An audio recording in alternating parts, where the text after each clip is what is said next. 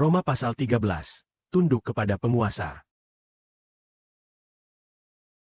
Lalu mengapa kita harus tunduk kepada penguasa? Itu karena kita tunduk kepada penguasa. Dan tidak menjadikan mereka musuh. Baiklah, agar kita bisa fokus mengabdi kepada Tuhan selama sisa hidup kita. Karena semua penguasa saat ini, tak peduli kepala negara dari negara manapun, Semuanya telah ditetapkan oleh Tuhan. baik itu kepala negara Cina atau negara asing, atau bahkan pejabat tinggi negara. Semua pejabat tinggi ini telah ditetapkan oleh Tuhan, yang berkuasa dalam kerajaan manusia. Maka dari itu, kita katakan agar jangan menjadi musuh mereka. Tapi ada satu syarat. Jika mereka melarang kita untuk melayani Tuhan sesuai dengan anugerah ilahi yang telah diberikan, tentu saja kita tidak akan melakukannya, tidak mau menurut kepada mereka. Namun, kita juga tidak akan menyerang mereka.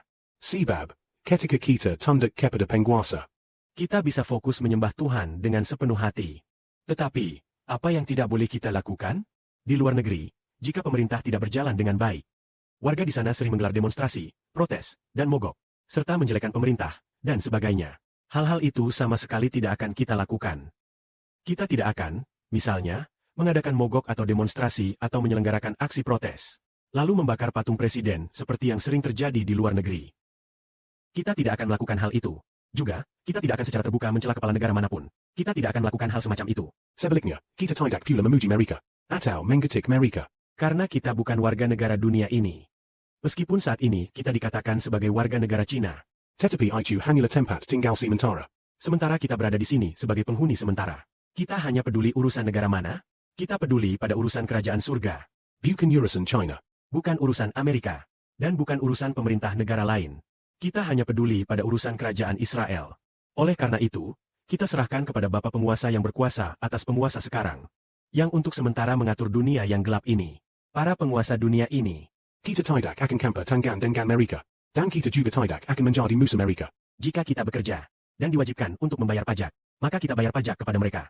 Jika mereka mengharapkan penghormatan, Kita berikan penghormatan kepada mereka. Dengan demikian, kita tidak akan mengeluarkan pendapat secara terbuka untuk menyerang pemerintah manapun. kita tidak akan melakukannya. Kita hanya akan membicarakan tentang Tuhan. Dengan melakukan hal itu, kita mendapatkan kedamaian dalam pelayanan kepada Tuhan. Suatu kedamaian. Sehingga kita tidak diserang oleh penguasa. Misalnya, di Amerika, setiap kali mereka mencalonkan presiden, selalu ada yang mengatakan bahwa kita mendukung Trump. Ada pula yang bilang kita mendukung Biden. Kita tidak akan mendukung salah satu pihak pun. Kita bukan warga negara pemerintahan dunia ini. Oleh karena itu, kita tidak peduli siapa yang menjadi kepala negara. Kita hanya peduli pada nama Tuhan Yesus Kristus. Nama yang disebarkan. Dan yang paling utama adalah nama yang kudus dari surga. Kita juga sangat peduli agar Injil saudara-saudari kita terus tersebar, serta kehidupan mereka semakin terbangun.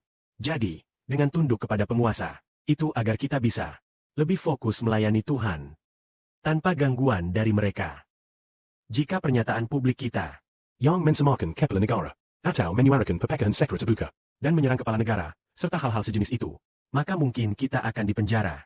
Begitu kita dipenjara, lalu, mengapa kita dipenjara? Karena kesalahan kita sendiri, bukan karena nama Tuhan Yesus Kristus. Lalu, jika pemerintah di beberapa negara tidak mengizinkan orang untuk menganut Tuhan, atau tidak memperbolehkan orang secara terbuka memeluk Tuhan, misalnya seperti di Cina, negara-negara seperti Korea Utara itu, lalu apa yang harus kita lakukan? Jika kita memberitakan secara terbuka bahwa kita berasal dari keluarga Ju, maka kita akan dipenjara. Apakah kita perlu terlalu bersedih karenanya? Tidak bersedih. Karena menderita demi nama Tuhan adalah hal yang seharusnya. Menderita demi nama Tuhan pasti akan dicatat di surga atas segala pekerjaan yang telah kita lakukan.